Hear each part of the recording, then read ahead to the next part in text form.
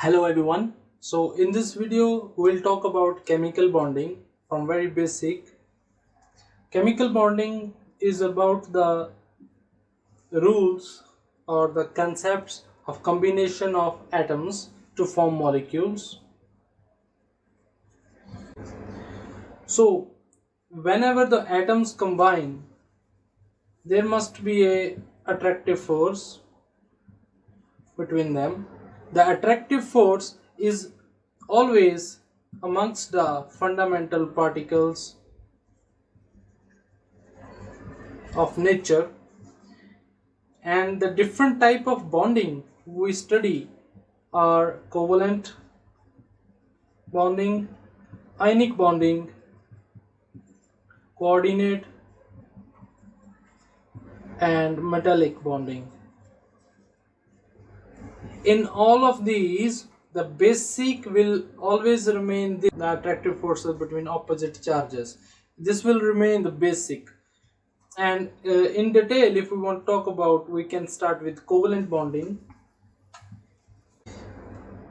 The wave nature of electron says that the electron in an atom is present in a wave-like form. It has its own wave function. And the interaction of two atoms, let's suppose A and B, who has a positive nucleus, this is the nucleus of two atoms, their electronic wave will interact with each other, each carrying one electron from this atom and one electron from this atom, and the atoms electrons are in wave nature. So waves can interact in two ways. One is the constructive overlap and other is the destructive overlap.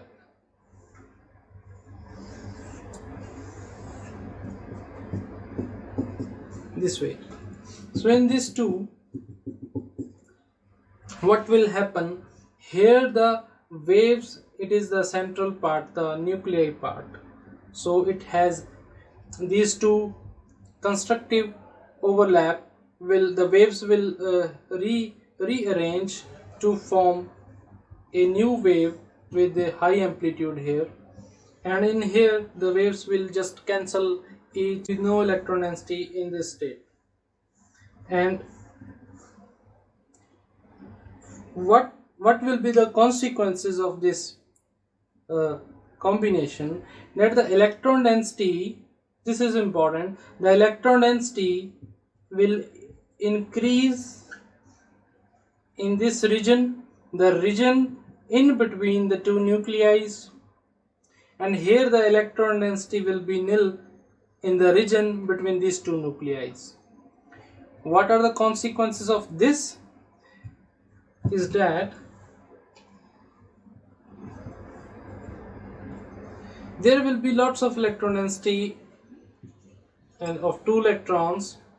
This can be represented as this in the simple way, and this destructive overlap can be represented as this. There will be no electron density here and a region of this will be present. So here the attractive forces are like this: positive nuclei can attract this electron and this electron, and this positive nuclei can also attract this electron and this electron. So there will be four attractive forces. But for this scenario, these attractive forces will be missing, and there will be a repulsive force between these two nuclei. So as we know that more attraction, more attractive forces, then the energy will be low, and for this system the energy will be high. So this system will remain as a high energy that we plot in this molecular orbital diagram, and this system will remain as a low energy. So this system here will be low energy, and this system can be represented as a high energy. This is also one state. This is one state and this is other state. These two states are always present when two atoms combine, but the electrons occupy low energy state. This state is always present, but this is empty for now.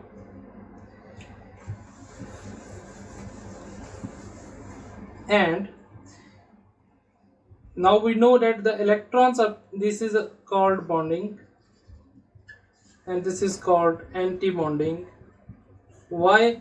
Because whenever electrons are present in this region, then they contribute to the attractive force. So the attractive force binds the atoms together. This is why this region is called bonding. And whenever the electron density comes into this state, then it increases the repulsive forces. It contributes to the repulsive forces. That's why it is called anti-bonding. And when the electron density, let's suppose any nucleophile gives electron to the anti-bonding of a bond, let's suppose this CCl bond will also have a bonding region here between the internuclei distance. Here the bonding electrons will be there, although these two electrons will be shifted due to the more electron activity of chlorine towards the chlorine, but this will be bonding region, whether it is shifted towards chlorine, and this will be the anti-bonding region of this bond. Similarly, for this bond, here will be the bonding region and here will be the anti-bonding, for this bond also, for this bond also. So these are the anti-bonding region of this. For any nucleophile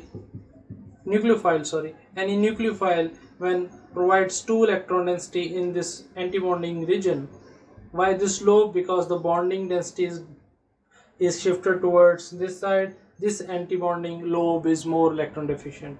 So nucleophile when provide 2 electrons here, let's suppose we get 2 electrons, a pair of electron in anti-bonding, then the bond order will become 0. That is, when these 2 electrons come, join this, overlap with this anti-bonding, this bond order will become 0 and it will break. And this is also the reason why SN2, in the SN2 reaction, the attack of nucleophile is always from opposite to this bond, and the system gets inverted. So with simple chemical bonding we can actually go for in-depth concepts of the organic chemistry. For more videos, the conceptual videos, for the videos that we can learn to bridge the gap between most basic level to the advanced level, and for a good understanding of these concepts, kindly subscribe and share the videos so that we can get a good audience, and it will boost to spend more time on these videos for you all. Thank you.